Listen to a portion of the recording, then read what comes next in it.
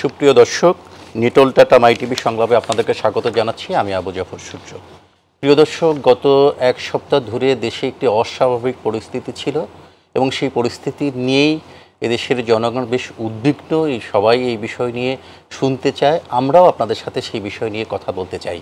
এবং স্বাভাবিক এই অনুষ্ঠানে আমরা আজকের শিরোনাম ঠিক করেছি, স্বাভাবিকের পথে দেশ। আমাদের এই অনুষ্ঠানে নিয়মিত দুজন আলোচক উপস্থিত থাকেন, ঠিক তার বর্তায় আজকেও ঘটেনি। আমাদের সাথে দুজন আলোচক রয়েছেন, আমি তাদের সাথে পরিচয় করিয়ে দিচ্ছি।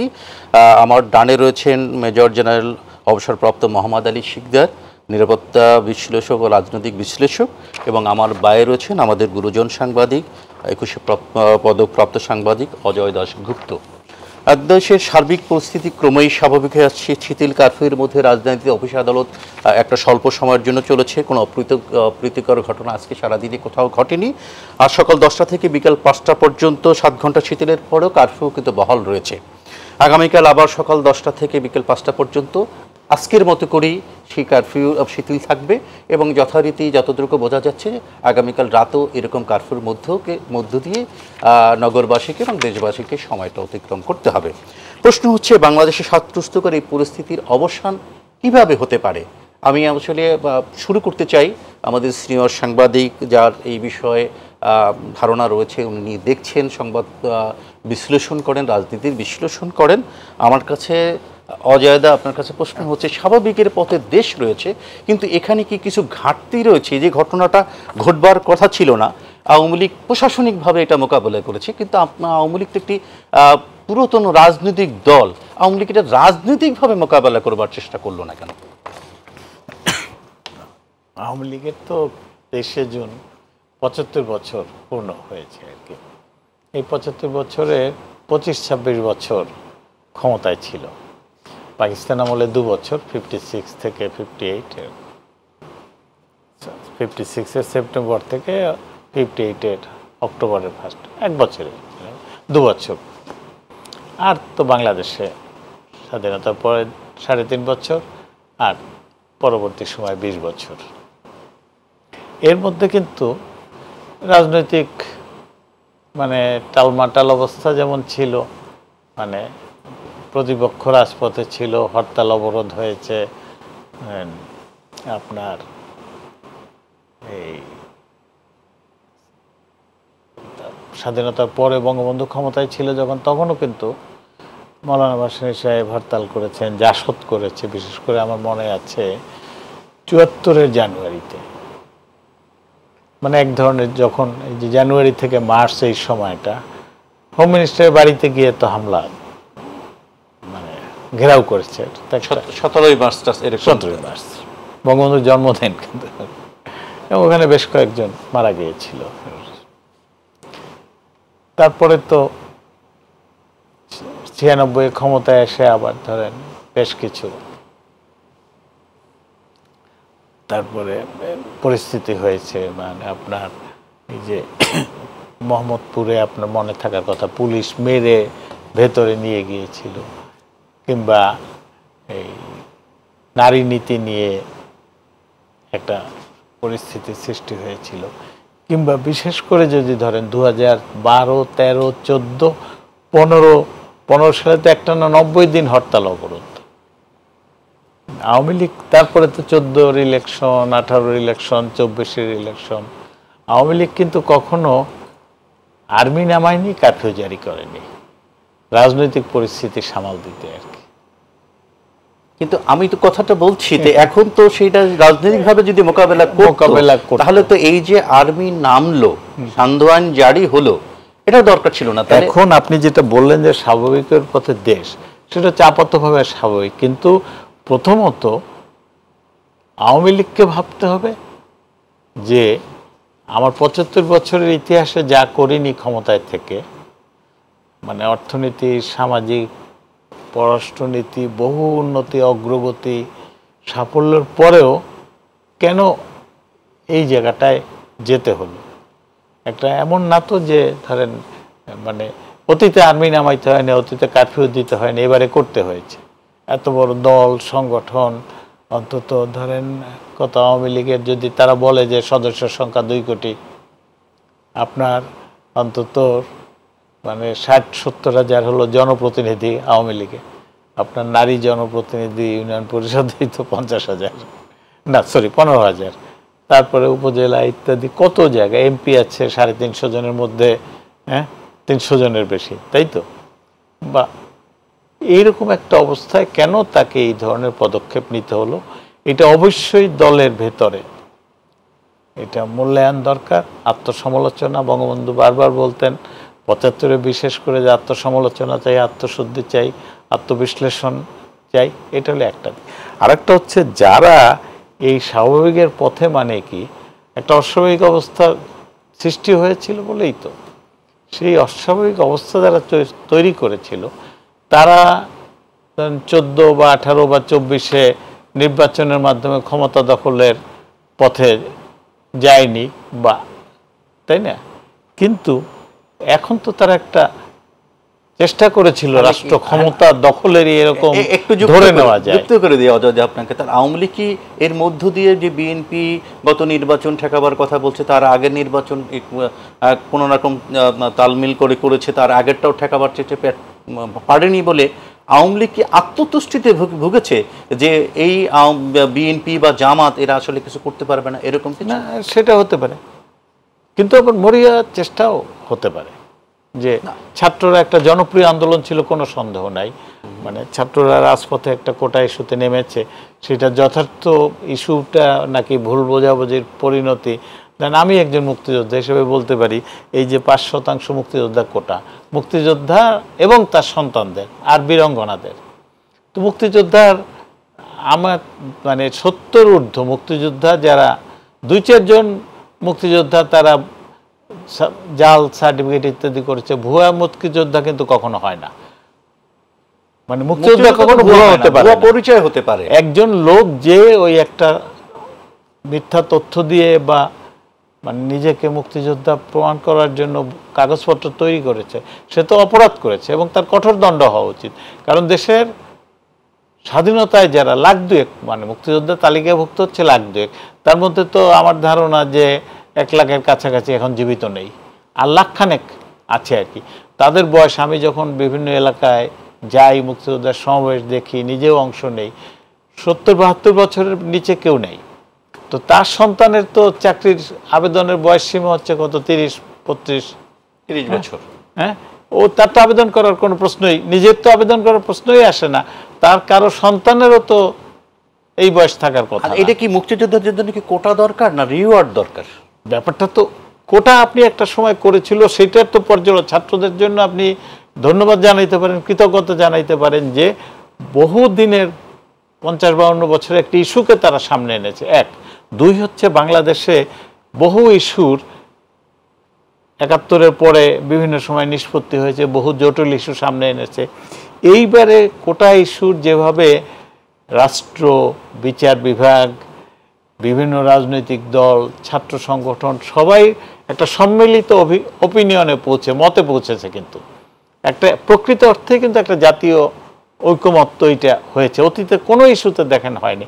এইটাকে কিন্তু আমরা একটা সর্বোচ্চ আদালতের প্রতি কৃতজ্ঞতা, যদিও তারা মানে কৃতজ্ঞতার ঊর্ধ্বে সর্বজন স্বীকৃত প্রতিষ্ঠান, কিন্তু তারা সবার মতামতকে ধারণ করে একটা আদালত কি সবার মতামত ধারণ করে? মানে জনগণের রাস্তার কি হলো, যেমন আদালতে তো বলেছিল, এই প্রধান বিচারপতি এই ইস্যুতেই বলেছিল যে আন্দোলন করে কি বিচার বিভাগীয় সিদ্ধান্ত বা জাজমেন্ট কি পরিবর্তন করা যাবে বা দেওয়ানো যাবে? আমরা তো ওনারা তো বলছিলেন যে আমরা সব বিবেচনা করেই বাস্তবসম্মত।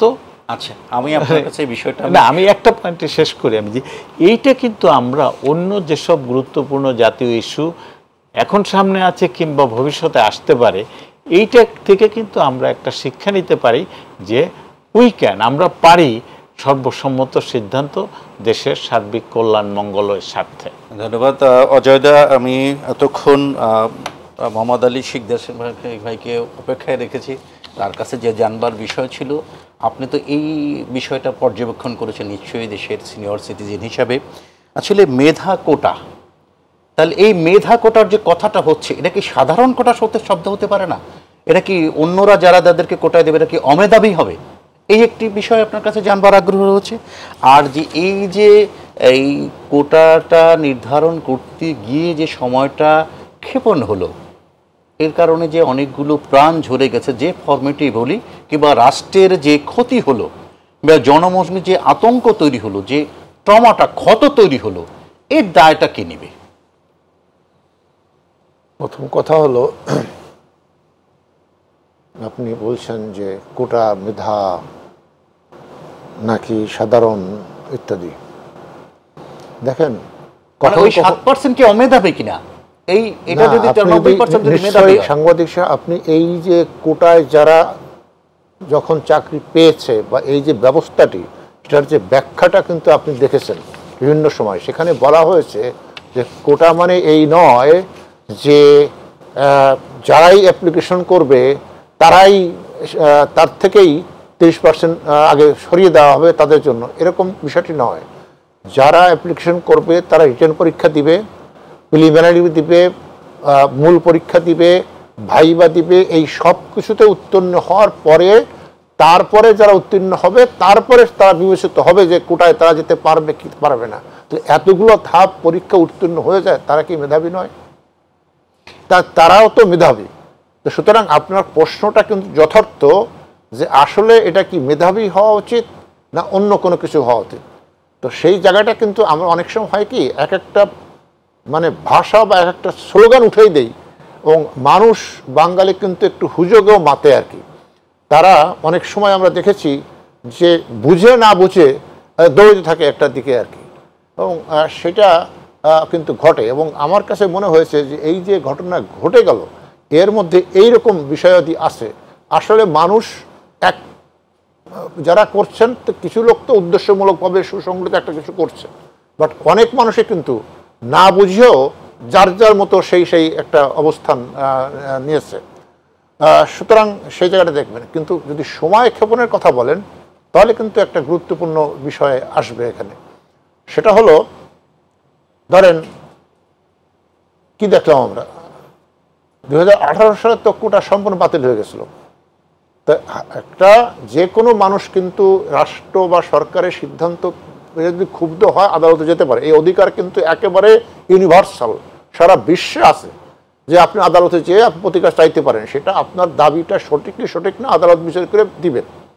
তো কিছু ব্যক্তি আদালতে যেয়ে বলছেন যে কোটা বাতিল ঠিক হয়নি, আমরা এটা বহাল চাই। তাহলে হাইকোর্ট 5ই জুন এই সরকারের 18 সালের যে সেটা অবৈধ করে দেবেন, যে এই আদেশ ঠিক হয়নি, অবৈধ আদেশ হয়েছে। তার মানে সেটা যদি অবৈধ হয় তাহলে পুনর্বহাল হয়ে যায়।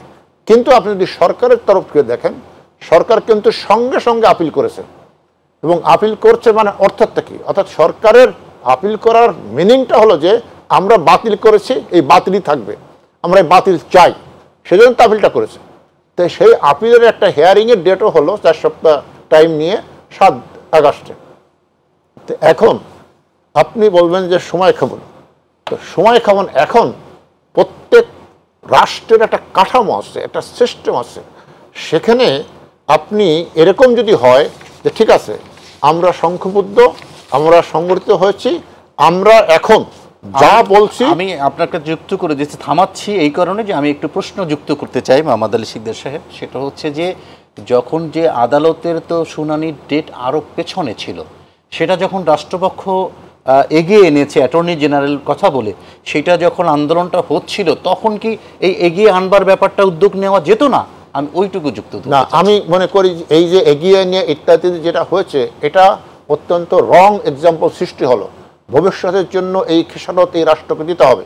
কারণ রাষ্ট্র ব্যবস্থা এবং রাষ্ট্রযন্ত্র, আদালত বলেন, প্রতিষ্ঠা বলেন, তার যে সিস্টেম আছে, সেই সিস্টেমে তাকে ফাংশন করার জন্য সবাইকে সহযোগিতা করতে হবে। সেখানে আপনি যদি সিস্টেমকে ভেঙে দেন, এখন যদি এরকম হন ঠিক আছে যে আমি আমার শক্তি আছে, মাসেল আছে, পাওয়ার আছে, সব কিছু আছে, আমি রাস্তায় নেমে গাড়ি গুড়ি সব বন্ধ করে ভাঙচুর করব, এবং আমি যা বলবো তাই আমাকে এখনই করে দিতে হবে, আমি অন্য কিছুই শুনতে চাই না। যদি পাল্টা কোশ্চেনটা হয়, তাহলে এই যে আন্দোলন যারা করছিলেন, সেই আন্দোলনটা তারা কি 4 সপ্তাহ পরে করতে পারতেন না? এটাও করতে পারতেন কিনা? যদি 4 সপ্তাহ আগে তারা আন্দোলনটা অর্গানাইজ করতে পারে, 4 সপ্তাহ পরেও তারা করতে পারতো। তাহলে হলো যে একটা রাষ্ট্র কাঠামোর সিস্টেম আছে, একটা আপিল করলে আপিলটা সঙ্গে সঙ্গে শেয়ার হয় না। এই যে সরকার যে নিয়ে আসলো, তারা আবেদন করে ইত্যাদি ইত্যাদি ইত্যাদি করে নিয়ে আসলো, তার মানে কি যে একটা মাসেল পাওয়ার, একটা পাওয়ার তারা রাস্তা দখল করে নিয়ে গেছেন। আপনি কি ছাত্র আন্দোলনটা কি মাসেল পাওয়ারের আন্দোলন বলছেন? যে আন্দোলন হোক না কেন, অর্থাৎ আপনি একটা শক্তির কাছে আপনি সিস্টেমটাকে সারেন্ডার করাচ্ছেন। সে যে আন্দোলন যে না বলেন, আপনি ওই যে বললেন একবারে মিথ্যা, এখন এটা একজনের একরকম বলতে পারে, বাট আমি যেটা বলছি যে সেটা হলো যে রাষ্ট্রের যে কাঠামো আছে, রাষ্ট্র প্রতিষ্ঠান আছে, সেই প্রতিষ্ঠানকে আপনার তার যে স্বাভাবিক গতি আছে, নিয়ম আছে, সেটাকে সবার স্বার্থে, রাষ্ট্রের স্বার্থে, সবার কল্যাণের স্বার্থে সেটাকে ফাংশন করার সুযোগ দিতে হবে। গ্রিভেন্স থাকবে, আমাদের থাকবে, সেটার কত সময় চলে যায় না, সময় থাকে। সুতরাং সেটা হচ্ছে, কিন্তু পরবর্তী যেটা বলছেন, আমি এখনো বলবো যে হয়তো এটা আপাত দৃষ্টিতে হ্যাঁ এইরকম একটা ঘটনা ঘটছে, একটা অশান্ত অরাজকতা সৃষ্টি হচ্ছে, সেটা আপাতত থামলো। কিন্তু আপনি মনে করেন রাষ্ট্রে বহুত এরকম স্বার্থান্বেষী গোষ্ঠী আছে, অলিগ্রাক বলি আমরা, বহু গোষ্ঠী আছে। এই যে উদাহরণ, এরকম উদাহরণ যে রাস্তায় নামলে, রাস্তায় দখল করলে আমরা যা বলবো সেটা রাষ্ট্র হোক, সরকার হোক, হাইকোর্ট, আদালত আমাদের কথা মতো সেটা করবেন, এবং সরকারও সেটা বাধ্য হবেন করতে। সরকার তার যে ক্ষমতা আছে সেই ক্ষমতা দিয়ে সেভাবে আমাদের কথা শুনতে হবেই হবে। এটা রাষ্ট্র ব্যবস্থার জন্য, রাষ্ট্রের যে কাঠামো, এটা রাষ্ট্র ব্যবস্থার জন্য অমঙ্গলজনক এবং অশনি সংকেত।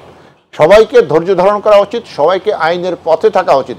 জোর করে মাসেল পাওয়ার ব্যবহার করে, সে যেই করুক না কেন, যে ভাষায় আপনি করেন না কেন, সেই জোর করে রাষ্ট্রের যে কাঠামোর ব্যবস্থা, আপনি দেখেন এর উদাহরণটা কিরকম নাই পৃথিবীতে। আপিল করলে তো আপিল বিভাগ একটা সময় নিতেই পারে, সময় নিতেই পারে। আমাদের বিরতিতে যাওয়ার সময় হয়েছে। মোহাম্মদ আলী সিকদার সাহেব, আপনাকে আমাকে থামাতেই হলো। প্রিয় দর্শক, আমরা মাই টিভি নিটোল টাটা মাই টিভি সংলাপে বিরতিতে যাচ্ছি, একটু পরে আবার ফিরে আসছি, আপনারা আমাদের সাথেই থাকবেন।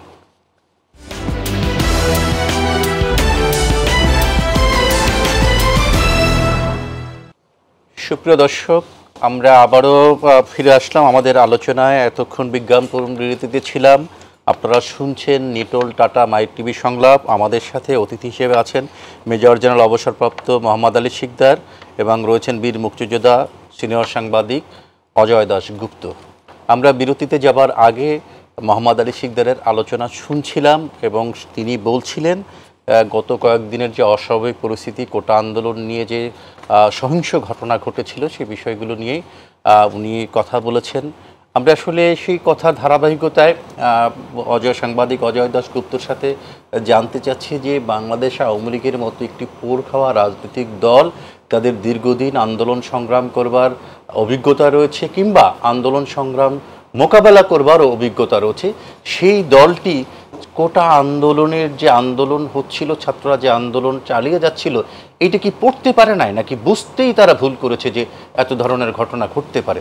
অথবা আওয়ামী লীগ রাষ্ট্র ক্ষমতায় রয়েছে, আওয়ামী লীগের রাষ্ট্র ক্ষমতায় যে অংশীজন, যে গোয়েন্দা সংস্থাগুলো রয়েছে, তারা কি এই তথ্য দিতে ভুল করলো কিনা?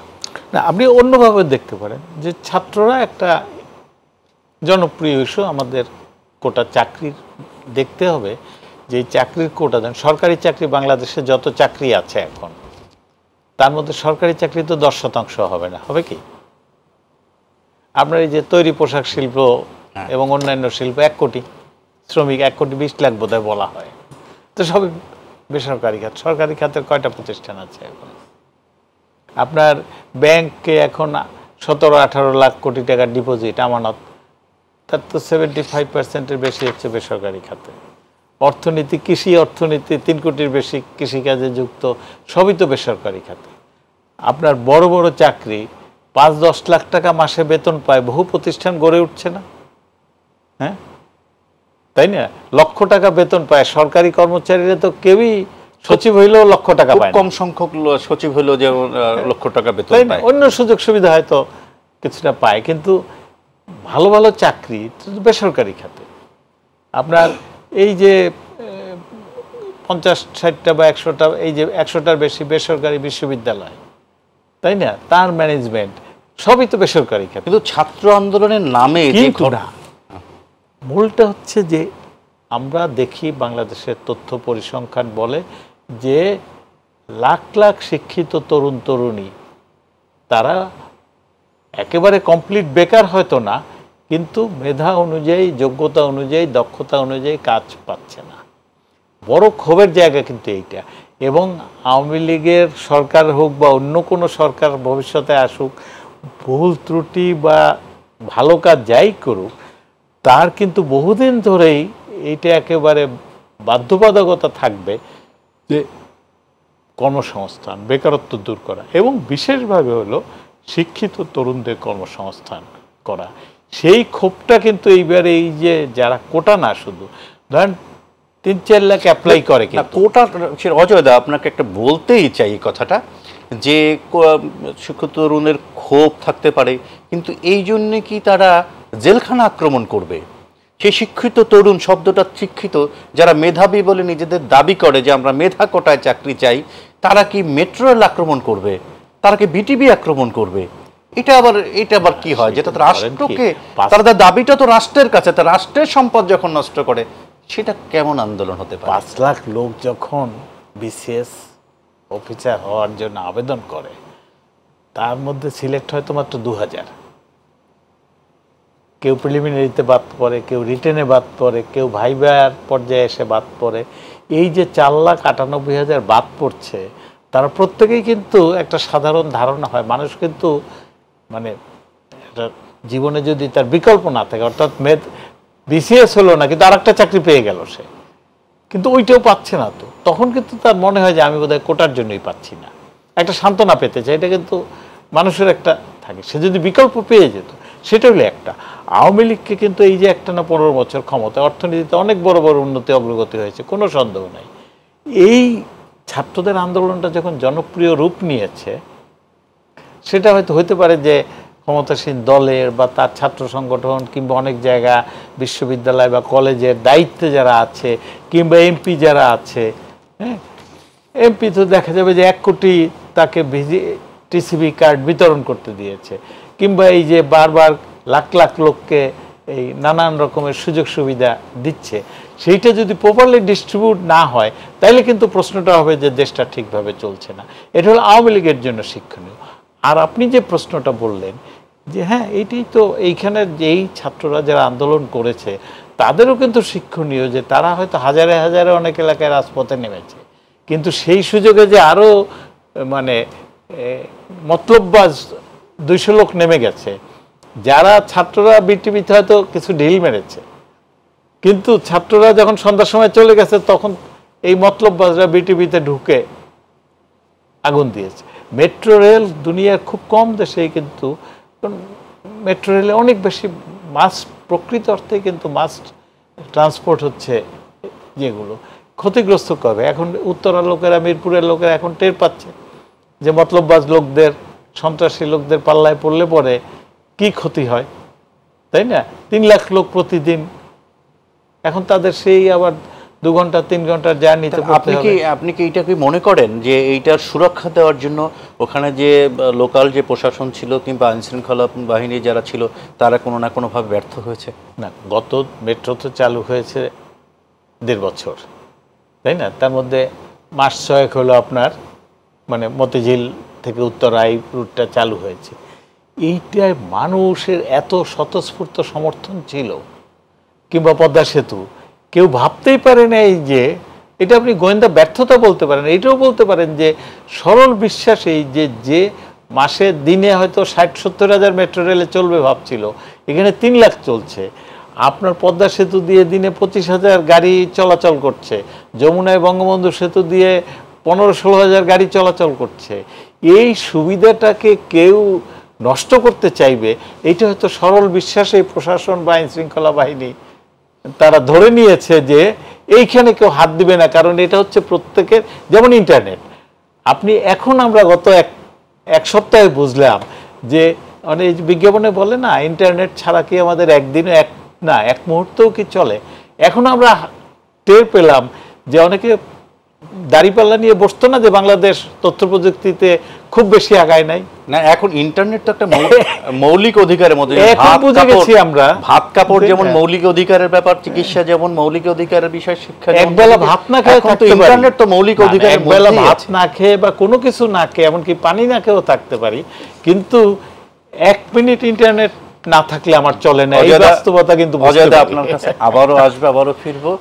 এখন আসলে মোহাম্মদ আলী শিকদার আপনার সাথে আসলে কথা বলতে চাই। অজয়দা বলছিলেন যেটা ইন্টারনেট নিয়ে, কিন্তু তার কাছে আমার প্রশ্ন ছিল যে এই ছাত্র শিক্ষার যে কোটা আন্দোলনের নামে শিক্ষার্থী যাদেরকে মেধাবী বলে যারা দাবি করেন, সেই মেধাবীদের আন্দোলনে তারা যদি রাষ্ট্র সম্পর্কে বোঝে, তাহলে রাষ্ট্রের সম্পত্তি তারা কোন বিবেচনায় ক্ষতি করে? বা তাহলে কি তারা নিজেরা বলেছেন যে এটার সাথে কোটা সংস্কার আন্দোলনের সাথে বা বৈষম্য বিরোধী ছাত্র আন্দোলনের সাথে তারা যুক্ত নয়, তাহলে কারা যুক্ত?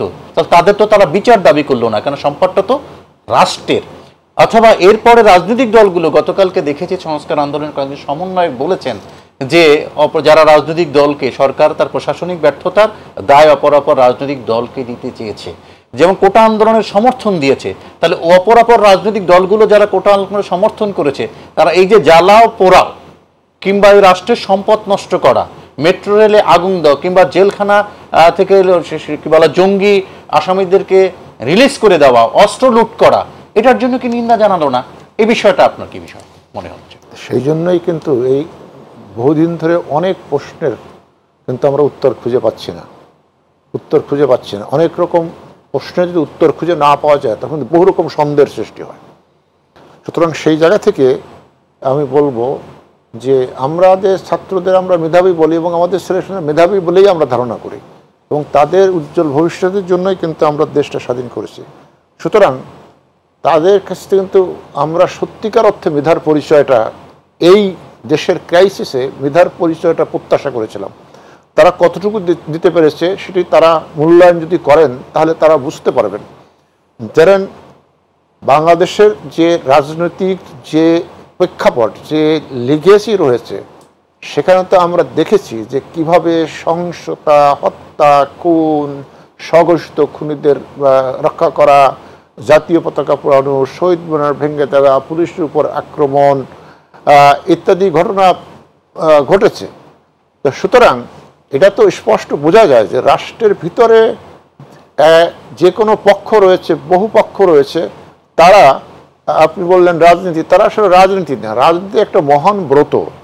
এই ভাঙচুর আন্দোলন, জাতীয় সংঘাত, এটা কোনো রাজনীতির মধ্যে পড়ে না, এবং আমি বলবো এটা কোনো আন্দোলনের অংশও না। আন্দোলনের একটা মহৎ উদ্দেশ্য থাকে, এই রাষ্ট্রীয় সম্পদ ধ্বংস করা, এটা কোনো আন্দোলনের মধ্যে পড়ে না, কোনো রাজনীতির মধ্যে পড়ে। এটা স্রেফ সন্ত্রাসী, এবং রাষ্ট্র সম্পদ ধ্বংস করা যারা করে তারা রাষ্ট্রীয় অপরাধ করে, এক ধরনের রাষ্ট্রের বিরুদ্ধে যুদ্ধ ঘোষণা, এটা জাতির বিরুদ্ধে এক ধরনের যুদ্ধ ঘোষণা। সুতরাং এটিকে আন্দোলনের সাথে মেলানো ঠিক হবে না। কিন্তু আন্দোলনের আড়ালে আন্দোলনকে একটা ঢাল হিসেবে ব্যবহার করে যারা এটা করতে চেয়েছে তারা এটা করেছে, এবং যারা বিগত দিনে এই দেশকে এই ধরনের ঘটনা ঘটিয়েছে তার বহু ইতিহাস আপনার জানা আছে, বলতে গেলে লিস্টে একেবারে এক ধরতে আমরা বলতে পারবো 1975।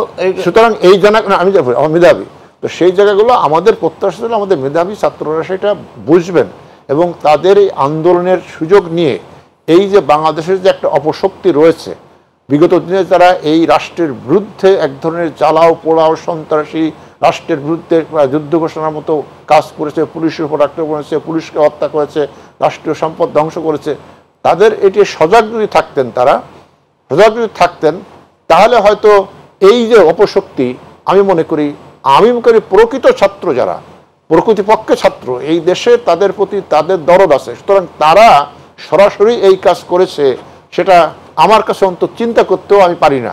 সুতরাং তাদের ছাত্রও কিন্তু বলেছে যে আমাদের সাথে না, এখন কথা হলো ওই যে যিনি বললেন উনি, ওইটা একটা গুরুত্বপূর্ণ কথা। তারা যে বললো ঠিক আছে, তারা বলছেন আমাদের সাথে এটা সম্পর্ক নাই, তারা বলছেন যে আমরা এটা সমর্থন করি, এই পর্যন্ত বলে তার থেমে গেছে। কিন্তু রাষ্ট্রের এত বড় সর্বনাশ, হাজার হাজার কোটি টাকার যে হলো, তারা তো নিন্দা জানাতে পারতো যে আমরা এই ঘটনার নিন্দা করি, এবং তারা এটা বলতে পারতো যে যারা এটা করেছে তারা দুষ্কৃতকারী, তাদেরও আমরা তদন্তের মাধ্যমে তাদের যারা দোষী তাদের দৃষ্টান্তমূলক শাস্তি চাই। সেই কথাটা যদি তারা বলতো তাহলে কিন্তু তাদের জায়গাটা পরিষ্কার হয়ে যেত, তাহলে কিন্তু মানুষ মানে এই সন্ধ্যের মধ্যে থাকতো না, এই সন্ধ্যের মধ্যে কিন্তু থেকে গেল। সন্ধ্যাটা তারা পরিষ্কার করতে পারেননি। তারা আমাদের মেধাবী ছাত্র, তাদের এই সন্ধ্যাটা পরিষ্কার করা উচিত ছিল, কিন্তু তারা এটা করেননি। কেন করেননি সেই প্রশ্নের উত্তর তারাই দিতে পারবেন। এখন প্রশ্ন যদি উত্তর না পাওয়া যায়, সন্দেহ হয় বহু কিছু। সেই সন্দেহ তো সন্দেহই, যেহেতু আমাদের কাছে এখন একেবারে এরকম কোনো এভিডেন্স নাই যে অমুক করেছে তমক করেছে, সুতরাং আমরা তাদেরকে এইভাবে আঙ্গুল দেখাবো, সেটা কিন্তু পারছি না। ইতিমধ্যে কিন্তু গণমাধ্যমে রয়েছে যে আসছে, গণমাধ্যমে প্রচারিত হয়েছে যে শিবিরের নেতারা তাদের হোয়াটসঅ্যাপ যে মধ্যে যে মেসেজ চালাচালি হয়েছে কিংবা ফোন আলাপ ফাঁস হয়েছে, যারা কোথায় কোথায় গিয়ে কখন আসবে, কখন কোন রাস্তা আটকাবে, কখন কোন জায়গা থেকে বিচ্ছিন্ন করবে, সেই বার্তা কিন্তু রয়েছে। কিন্তু আমার জানবার আগ্রহ আপনার কাছে ছিল যে রাজনৈতিক দলগুলো বৈষম্য বিরোধী ছাত্র আন্দোলনকে সমর্থন জানিয়েছিল, তারা আবার যখন দেখেছে আন্দোলনের নামে এই রাষ্ট্রীয় সম্পদ নষ্ট করা, জ্বালাও পোড়াও করা, তার জন্য তো নিন্দা জানানো না, সেই রাজনৈতিক দলগুলো সম্পর্কে আপনি কি বলবেন? আপনি কি এটা নতুন ঘটনা দেখছেন? আপনাকে একেবারে সুনির্দিষ্ট একটা অধিকার নেই, আপনারা দুজনে এখানে সাংবাদিক। আমি আপনাকে ডেট তারিখ দিয়ে একটা ঘটনা বলি, তাহলেই বুঝবেন যে কেন এরকম হলো।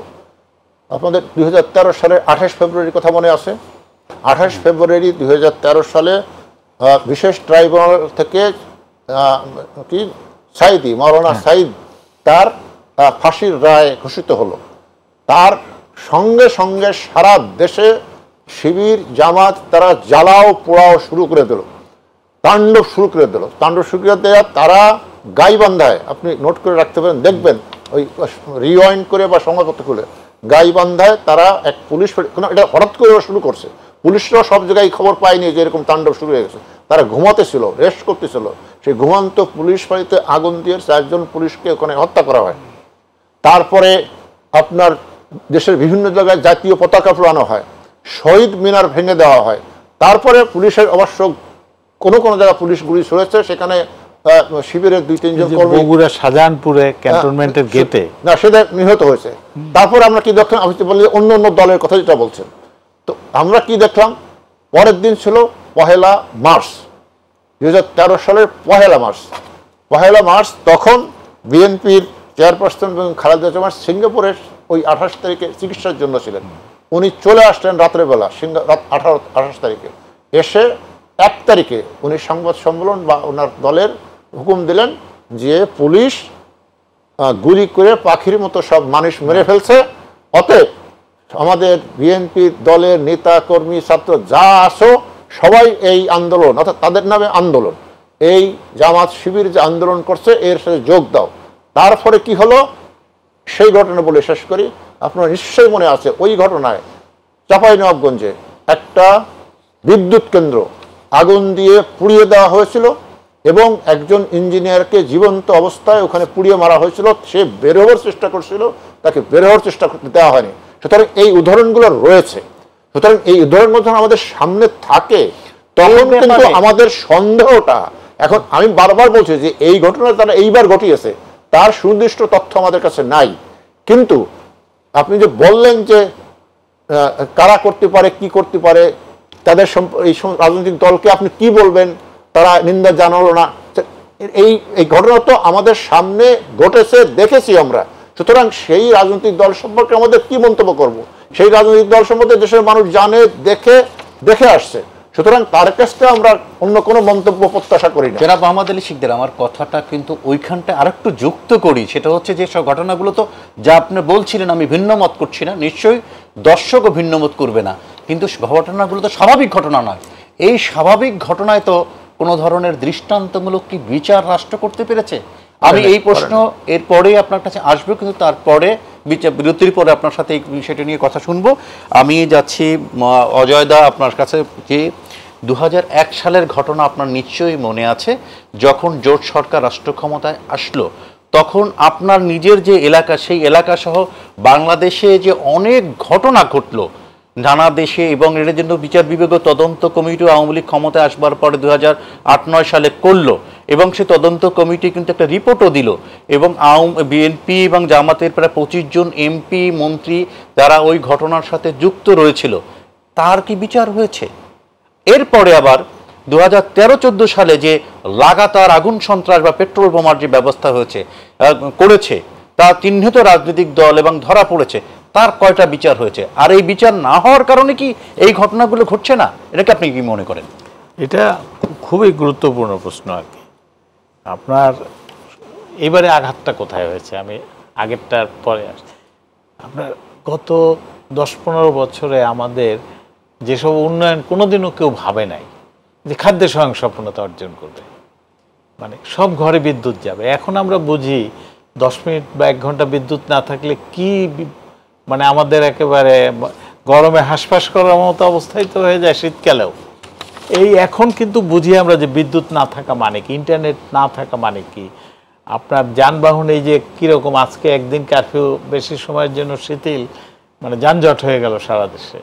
এই যে রাষ্ট্রীয় সক্ষমতা, পদ্মা সেতু নিজের অর্থে করতে পারা, বিশ্বব্যাংকের হুমকি বা ঋণ বাতিল মোকাবেলা করে, মেট্রো রেল বলে প্রত্যেকটা জায়গা কিন্তু আপনার হামলা হয়েছে। আপনার লাখ লাখ লোক পর্যটনে যায় এখন, অভ্যন্তরীণ পর্যটন। আগে পর্যটন মানে মনে হয়তো বাইরে যাও আর বিদেশিরা আসবে বাংলাদেশে। এখন তো 2 দিনের ছুটিতে কক্সবাজারে লক্ষ লোক গিয়ে হাজির হয়, সিলেটে গিয়ে হাজির হয়, কুয়াকাটায় গিয়ে হাজির হয়। এই যে অর্থনীতির যে জায়গাগুলো অর্জন, প্রত্যেকটা জায়গা কিন্তু টার্গেট হয়েছে এবারে। অর্থাৎ একটা শক্তি যারা বাংলাদেশ 71-এ চায়নি, তাদের যারা উত্তরসূরি চিন্তা চেতনায়, ধ্যান ধারণায়, তারা এই বাংলাদেশের উন্নতি অগ্রগতিটাও পছন্দ করছে না। এবং এইটা শুধু মুখে অপছন্দ করে থাকছে তা না, সর্বশক্তি দিয়ে আঘাত করেছে। যে অজয়দা, আপনার এই যে প্রশ্নটা এখানেই থাকলো, যা বলছিলেন আমরা বিরতির পরে এসে আপনার কাছ থেকে এখান থেকেই শুনবো। প্রিয় দর্শক, আমাদেরকে আরেকবার বিরতিতে যেতে হচ্ছে নিটোল টাটা মাই টিভি সংলাপে। আমরা একটি বিরতিতে যাচ্ছি, আপনারা কোথাও যাবেন না, আমরা আপনাদের আলোচনায় থাকবো, আপনাদের সাথেই আপনারা থাকবেন।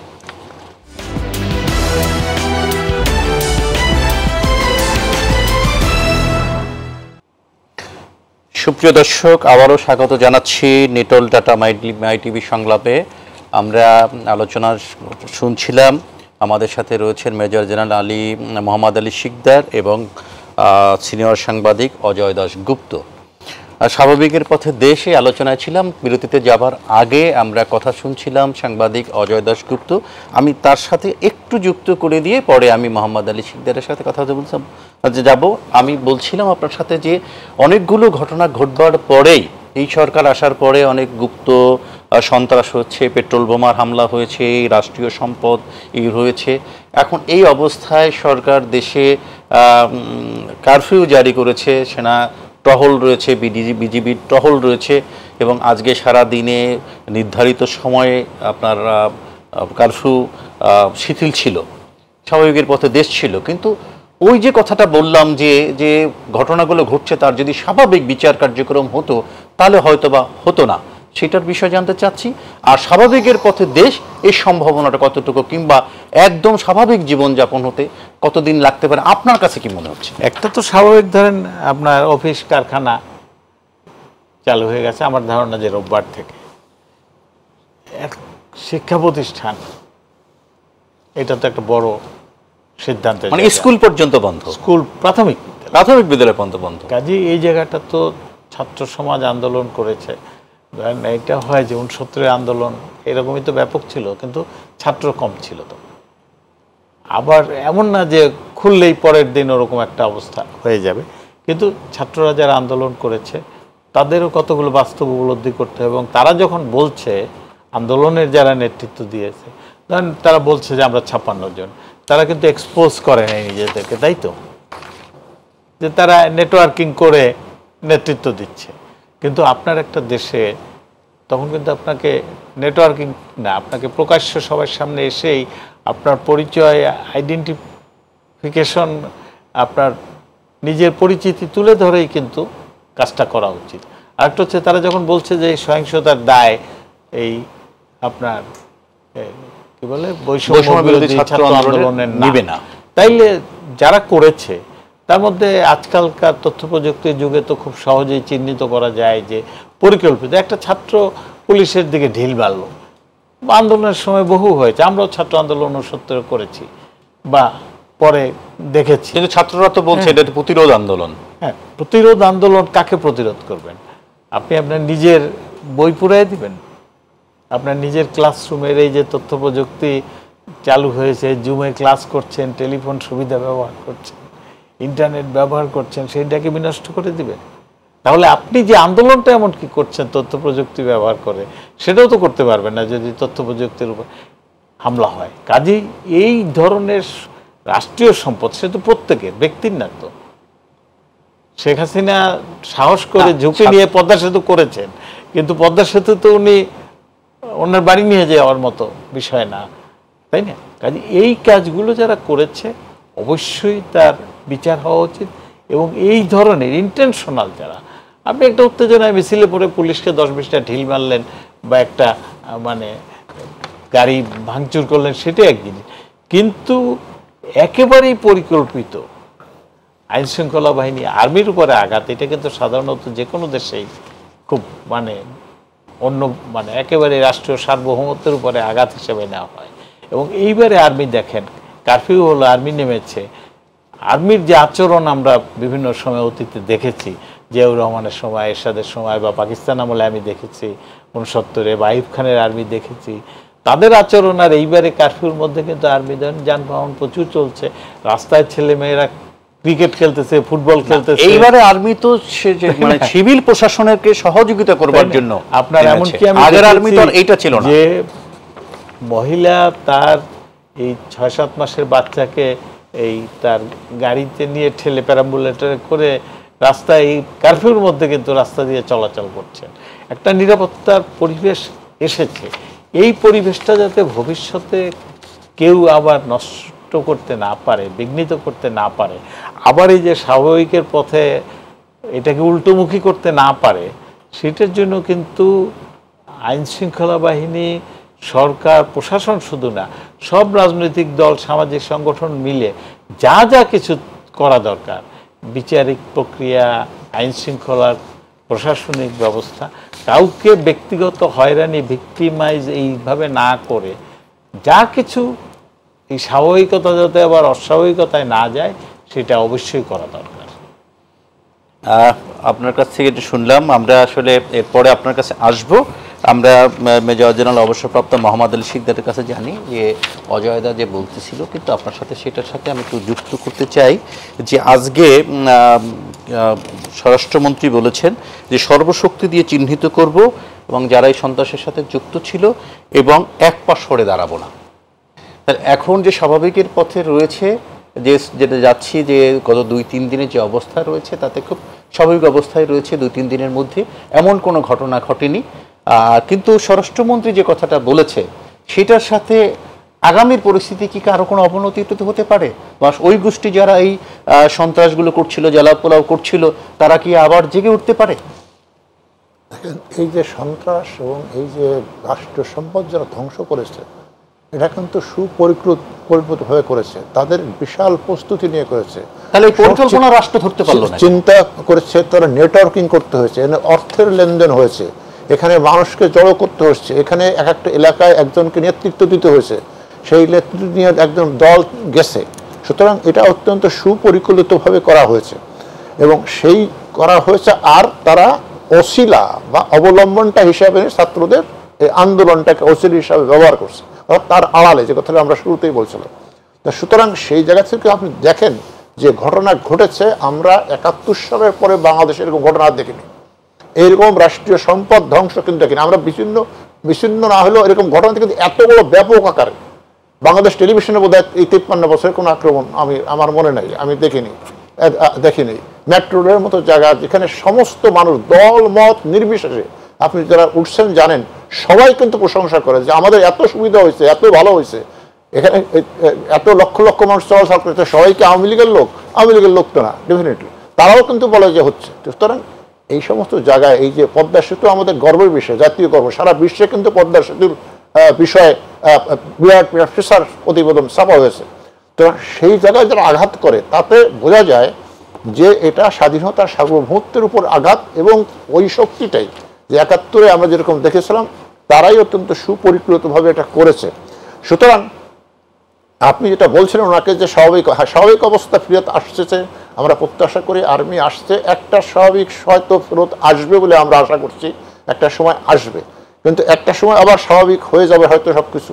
কিন্তু যারা এই কাজটি করলো, যারা প্রতি আমাদের সন্দেহ হচ্ছে যে অপশক্তি, যারা এই দেশকে স্বাধীনতার সার্বভৌমত্ব মুক্তিযুদ্ধ এটাকে মেনে নিতে পারেনি এবং ৭১-এর মতো এই ঘটনা তারা ঘটিয়েছে, তারা নিশ্চয়ই বসে থাকবে না। তারা আবার কোনো সুযোগের সন্ধানে থাকবে, তারা প্রস্তুতি নিতে থাকবে, নেটওয়ার্কিং করতে থাকবে, ইত্যাদি করতে থাকবে। দেশে একটা গণতান্ত্রিক রাষ্ট্র ব্যবস্থা কিন্তু অনেক সংকট তৈরি হতে পারে, ইস্যু তৈরি হতে পারে, আন্দোলন যে কোনো ইস্যুতে হতে পারে।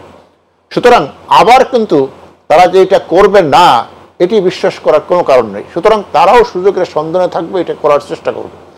সেই জায়গায় আমাদের থেকে যে শিক্ষণীয় বিষয়, যেটা আপনি একটু আগে বললেন যে তাহলে আমাদের করণীয় কি, আজকে আমাদের রাষ্ট্রীয় ক্ষমতা কিন্তু সক্ষমতা অনেক বৃদ্ধি পেয়েছে।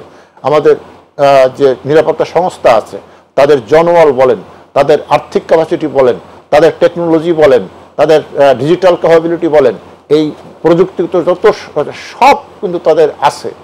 সুতরাং তারা যদি এই বিষয়টি মাথায় ধারণ করে রাখেন যে বাংলাদেশে এইরকম একটি গোষ্ঠী অপশক্তি আছে, তারা সব সময় চেষ্টা করে যাচ্ছে, চেষ্টা করে যাবে, আগামীতেও করতে পারে, তো সেটি প্রতিরোধ করার জন্য যে অ্যাপারেটাস আছে, যে ব্যবস্থা আছে, রাষ্ট্রের যে সক্ষমতা আছে, সেটিকে যারা যেখানে আছে তারা যদি সঠিকভাবে দায়িত্বটি পালন করেন এবং দেশের প্রতি, রাষ্ট্রের প্রতি ভালোবাসার দেখান, তাহলে কিন্তু এই ধরনের যে ঘটনা ঘটেছে, আমি আমার অভিজ্ঞতা বলতে পারি যে এটা প্রতিরোধ করা সম্ভব, আগের থেকে এটা উপলব্ধি করা সম্ভব। একটা আগের থেকে যদি উপলব্ধি করা যায়, সেটাকে ঠেকানো বা সেটা কত সহজ হয়, আবার ঘটনা যখন শুরু হয়ে যায় সেটা ঠেকানো অনেক কঠিন হয়ে যায়। হ্যাঁ, সুতরাং সেই জায়গাটা আমাদের নজর দিতে হবে যে আমরা যেন এইটাকে আগের থেকে বুঝতে পারি। যেমন একটা উদাহরণ দিই আপনাকে, 2016 সালে ওই যে আমাদের যে হোলি আর্টিজান হলো, 1 জুলাই, হোলি আর্টিজান 1 জুলাই হলো, হঠাৎ করে হলো, মনে হলো যে কেউ কিছু আমার বুঝতে পারেনি, ঘটনা ঘটে গেছে। 2016 সালের পরে আমাদের জঙ্গিরা কিন্তু বহু চেষ্টা করেছে, বহু ঘটনা ঘটার জন্য, বিভিন্ন জায়গায়, এই যে মিরপুরে করেছে, নারায়ণগঞ্জে করেছে, বিভিন্ন জায়গায় করেছে, একটা ঘটনা কিন্তু তারা সফল হয়নি। তার মানে কি, এখানে আমাদের যারা দায়িত্বে ছিলেন, মনিটরিংয়ের দায়িত্বে ছিলেন, তাদের যে প্রস্তুতি নিচ্ছে ইত্যাদি, তারা খবর পেয়ে গেছে, আগাম খবর পেয়ে আগাম ব্যবস্থা নিচ্ছেন, যার জন্য তারা একটা জঙ্গি যে তাদের যে প্রস্তুতি ছিল তারা বাস্তবায়ন করতে পারেননি। এটি একটি উদাহরণ যে আপনি যদি আগাম এই ব্যবস্থাটা, আগাম তথ্যটা, আগাম বিষয়টা আপনি জানতে পারেন, তাহলে কিন্তু সেটাকে এই পর্যায়ে তারা নিয়ে আসতে পারে না। সুতরাং এই শিক্ষাটা যারা আমাদের দায়িত্বে প্রাপ্ত রয়েছেন, রাষ্ট্রীয় ব্যবস্থা রয়েছেন, সংস্থা রয়েছেন, তারা মনে করি এই শিক্ষাটা তারা নেবেন এবং ভবিষ্যতে তারা ধরেই নেবেন যে এই অপশক্তি যেহেতু আছে, এই ঘটনা ঘটাবার তারা চেষ্টা করবে। সুতরাং আমাদের এই বিষয়গুলো খেয়াল রাখতে হবে এবং সেভাবে কাজ করতে হবে। সেটা যদি সকলে করেন, আবার যদি শস্যের মধ্যে ভূত থাকে তাহলে সর্বনাশ। হ্যাঁ, তাহলে কিন্তু সর্বনাশ। আমরা সন্দেহ মাঝে মাঝে হয়, হ্যাঁ, সন্দেহ কিন্তু মাঝে মাঝে হয়। আপনার কাছে একটি সাবজেক্টের বাইরে আমরা যে আলোচনা করছিলাম যে স্বাভাবিকের পথে দেশ, যে পুরোপুরি স্বাভাবিক হলে কিন্তু ওই কথার এই সাবজেক্টটা নির্ধারণ করতাম না। কিন্তু আপনি যেহেতু একটু নিরাপত্তা বিশ্লেষক, এই জন্য আপনার কাছে ওই লোকটা সংবরণ করতে পারছি না প্রশ্নটা। সেটা হলো যে জঙ্গি একসময় ছিনতাই হয়ে গেছে, সাজাপ্রাপ্ত জঙ্গি, কিন্তু এই যে নরসিংদীর জেল থেকে 9 জন জঙ্গি পালালো এবং স্পেসিফিক ওখানে 9 জন, এই ধরনের ঘটনা এরা আগে ছিনতাই করে নিয়েছে, এখান থেকে এইভাবেই চলে গেল, তাহলে এখানে কি নিরাপত্তার কোনো ঘাটতি রয়েছে কিনা তাদের ব্যাপারে, এই জঙ্গিদের ব্যাপারে রাষ্ট্র কি দেখাচ্ছে কিনা? ঘাটতি তো মানে অবধারিত ঘাটতি, এটার তো একেবারে চোখের সামনে দেখা যাচ্ছে, তা নাহলে তারা এটা কি করে অবধারিত। সেই জন্যই তো আমি বললাম যে আপনি আগাম কেন বুঝতে পারবেন, আগাম তথ্য পাবেন না, কারণ আপাতত ক্যাপাবিলিটি রয়েছে, সে প্রযুক্তিগত, এখন তো যা কিছু হয় প্রযুক্তির মাধ্যমেই সব কিছু হয়, সুতরাং সেটা তো জানার কথা। এখন ওই যে কেউ বলেন যে এটার পিছনে দেশের বাইরের থেকে টাকা আসছে, দেশের ভিতরে টাকা ভরা হচ্ছে, তাহলে আজকাল টাকা আসে কিভাবে? আমি আজকে একটা পত্রিকা দেখতাম যে কি এই যে ফাইন্যান্স, মোবাইল ফাইন্যান্স যে আছে, সেই মোবাইল ফাইন্যান্সের মাধ্যমে নাকি বিদেশ থেকে টাকা আসে, চারিপাশে দেশের নামও শুনলাম।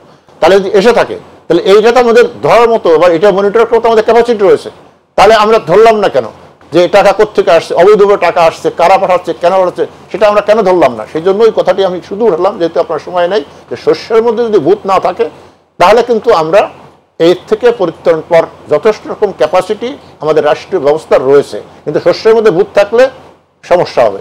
এ বিষয়ে আপনার কাছে শুনলাম, কিন্তু একটু অজয়দার কাছ থেকে ঘুরে আসতে চাই। রাষ্ট্র কি এই বিষয়ে নিরাপত্তা ঝুঁকিতে আছে?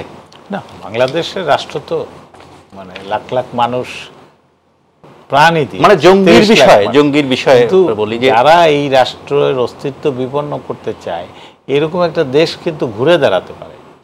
এই যে মানে কোটি কোটি মানুষ তো স্বাধীনতা সংগ্রামে প্রত্যক্ষভাবে অংশীদার, সবাই হয়তো মুক্তিবাহিনীর সদস্য হিসেবে অস্ত্র ধরেনি, কিন্তু এই বাংলাদেশ প্রতিষ্ঠায় তো ওই সময় 7.5 কোটি মানুষের অবদান আছে।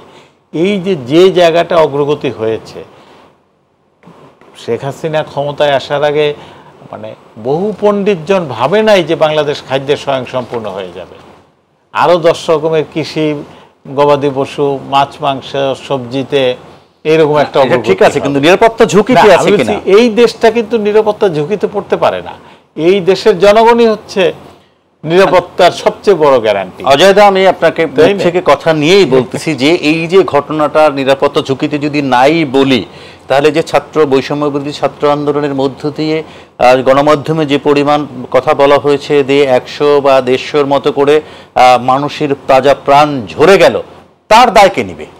তার দায় যারা এইটা সংগঠিত করেছে, যেমন 2013 সালে সংগঠিত করার চেষ্টা করেছে, 15 সালে করেছে, বিচারিক আদালত তো রাষ্ট্র তো এই জায়গাটা হচ্ছে, দেখেন আপনি একটা হয়তো প্রাসঙ্গিক হয়তো অপ্রাসঙ্গিক, আপনার সংযুক্ত আমিরাতে এই বাংলাদেশের ছাত্র আন্দোলনের সমর্থনে দাঁড়িয়ে কিছু লোক সেইখানে রাজনৈতিক বাস্তবতা উপেক্ষা করে প্রতিবাদ করার চেষ্টা করেছে, সঙ্গে সঙ্গে বিচার করে 3 জনের যাবজ্জীবন, অনেকের 14 বছর জেল, কয়েকজনের 7-10 বছরের জেল। দেখেন আমাদের দেশের ঘটনা, বাংলাদেশের নাগরিকরা কিছু প্রতিবাদ করেছে, হয়তো আমাদের অনেকে মনে করেছে আমেরিকায় প্রধানমন্ত্রী গেলে কালো পতাকা দেখায়, ব্রিটেনে গেলে কালো পতাকা দেখায়, মধ্যপ্রাচ্যে হয়তো এরকম হবে। এই ঘটনা থেকেও কিন্তু শিক্ষা নেওয়া উচিত। বাংলাদেশ কিন্তু আইন শৃঙ্খলা বাহিনী বা প্রশাসন এতটা হার্শ হয় না, কঠোর হয় না বিরোধী জনমতকে দমিয়ে রাখার জন্য। কিন্তু দেখেন বাংলাদেশের ঘটনায় কিন্তু সংযুক্ত আরব আমিরাতে এরকম একটা কঠোর অবস্থানে গেল। এইগুলো থেকেও সোসাইটির জন্য, অগ্রগতির জন্য, বাংলাদেশের নিরাপত্তা ঝুঁকি কিংবা অর্থনৈতিক অগ্রগতির জন্য যারা চরম ক্ষতিকর হিসাবে বিবেচিত হয়, তাদের প্রতি রাষ্ট্র, সব রাজনৈতিক দল, আমি সরকার বেসরকারি কাউকে বলবো, সবাই কিন্তু সম্মিলিত চেষ্টা থাকা দরকার যে দেশটাকে আগাতে হবে, দেশটা সবার না, দেশটা সবার, এ নিয়ে দেশটার ভাগ সবার সমান। কিন্তু আমার জানবার যে আগ্রহটা ছিল যে এই ছাত্র আন্দোলনটা, বৈষম্যবিরোধী ছাত্র আন্দোলনে আওয়ামী লীগের সাধারণ সম্পাদক এবং সেতুমন্ত্রী বলেছিল যে এদের আন্দোলন বা এদের যে ঘটনা ঘটাচ্ছে তার জন্য তার ছাত্রলীগই যথেষ্ট। এরকম যেমন বলেছে, নিন্দুকেরা বলে থাকে যে এ কারণে হয়তো একটা অংশ সংক্ষুব্ধ হয়েছে। আবার যারা এই আন্দোলনকে সমর্থন করেছে, সেই সমর্থন করবার কারণেও বলা হয়ে থাকে ছাত্রদল যখন সমর্থন করেছে তার পরের দিনই হতাহত সংখ্যাটা বৃদ্ধি পেয়েছে। কিন্তু মোটা দাগে যে কথাটা, সেটা হচ্ছে যে 150-200-এর মতো যে শিক্ষার্থী বা অন্যান্য পেশার মানুষ যে মৃত্যুবরণ করলো, রাষ্ট্র যদি কেউ উস্কে দিয়ে থাকে তাদের বিরুদ্ধে সরাসরি কি রাষ্ট্রের হত্যা মামলা করা উচিত? এটা তো আমি বললাম যে নিড অফ দি আওয়ার তো এইটাই, যে যারা বাংলাদেশের অস্তিত্বে আঘাত এনেছে, সেইটা মন্ত্রীরা বললো কি বললো না যে বিচার করব, কাউকে ছাড় দেওয়া হবে না, সেটা ব্যাপার না। আমাদের রাষ্ট্রের যে অঙ্গগুলো আছে, আইন শৃঙ্খলা বাহিনী, প্রশাসন, সরকার এবং সামাজিক শক্তি, আমি সামাজিক শক্তির উপরেও গুরুত্ব দেব, সবাইকে কিন্তু চাইতে হবে যে পুনরাবৃত্তি যেন না ঘটে। তা এই স্বাভাবিকের পথে দেশ খুব দ্রুত স্বাভাবিক অবস্থায় ফেরবার জন্য আপনার কোনো কি মত আছে যে এভাবে যদি হয়? হ্যাঁ, অবশ্যই। প্রথমত হচ্ছে সরকারের নিজস্ব বিবেচনা, সেটা তার নিরাপত্তা পরিস্থিতি উপলব্ধি করায় ঘাটতি থাকুক, গোয়েন্দা মানে উপলব্ধিতে ঘাটতি থাকুক, এটা দূর করতে হবে। মানে সর্বাত্মক, আমরা কিন্তু একদম খুব অনুষ্ঠানের শেষ পর্যায়ে আছি, আপনাদের এক বাক্যে কথা শুনতে চাই। সেটাই ঘাটতিটা নিজের দিকে নজর দিতে হবে। জনমতও কিন্তু গুরুত্বপূর্ণ, জনগণের কাছেও কিন্তু সবগুলো বিষয় স্পষ্ট করা দরকার যে আপনি শুধু একজন ব্যক্তিকে টার্গেট করে কিছু কথা বললেন তা না, এই অপরাধগুলো যারা ধন্যবাদ। করেছে আমরা তার- শেষ কথা নিতে চাই মেজর জেনারেল অবসরপ্রাপ্ত মোহাম্মদ আলী শিকদার, যে আমরা আমাদের অনুষ্ঠানের বিষয় ছিল স্বাভাবিকের পথে দেশ, মানে এর অর্থটা যেমন স্বাভাবিক অবস্থা এখনো ফিরিনি। আপনার দীর্ঘ অভিজ্ঞতা এবং নিরাপত্তা বিশ্লেষক এবং সামরিক বাহিনীর একজন উচ্চ পর্যায়ের কর্মকর্তা ছিলেন বলে এই অবস্থায় কতটা দ্রুত স্বাভাবিক হওয়ার মতো করে আপনার মত আছে? না, আমি মনে করি আমাদের রাষ্ট্রীয় অবস্থা স্বাভাবিক হয়ে যাবে, এই এই পর্যায়ে স্বাভাবিক হয়ে যাবে।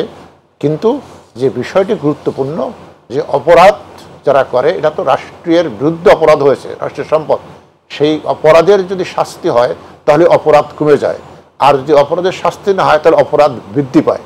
এটি যেমন আমাদের খেয়াল রাখতে হবে ভবিষ্যতের জন্য, আর হলো জনগণকে সজাগ করতে হবে এইভাবে যে আন্দোলন একটি বিষয়, যে কেউ আন্দোলন করতে পারে, কিন্তু রাষ্ট্রীয় সম্পদ কিন্তু কোনো ব্যক্তিরও না, কোনো মন্ত্রীরও না। এই মেসেজটা কিন্তু মানুষকে বুঝাতে হবে, এটা কিন্তু সবার। সুতরাং এটি যারা করতে যাবে সেই জনগণ যেন প্রতিরোধ গড়ে তোলে বিভিন্ন পাড়া মহল্লায়, সেইভাবে মানুষকে সচেতন করে তুলতে হবে এবং মানুষ যেন স্বতঃস্ফূর্তভাবে এই যেখানে সাড়া দেয়, তার জন্য যা করণীয় সরকারের পক্ষ থেকে সেটা করতে হবে। এবং সেই জায়গায় সরকারের নিজেকে একটা মূল্যায়ন করতে হবে যে সরকারের দুর্বলতাটা কোথায় আছে, কেন মানুষ স্বতঃস্ফূর্তভাবে। আমি মনে করি ধন্যবাদ আপনার জনাব মোহাম্মদ আলী শিকদার, ধন্যবাদ অজয় দা। আমরা অনুষ্ঠানের একদম শেষ পর্যায়ে আছি। প্রিয় দর্শক, আমরা এতক্ষণ শুনছিলাম নিটোল টাটা মাইটিভি সংলাপ এবং আপনারা দুজনের আলোচনা শুনলেন। শেষ কথা বলতে চাই, এই ধরনের নৈরাজ্য অরাজকতা আমরা চাই না। আমরা শেষে বলতে চাই, আমার সোনার বাংলা, আমি তোমায় ভালোবাসি, ভালো থাকুক দেশ। সবাইকে ধন্যবাদ।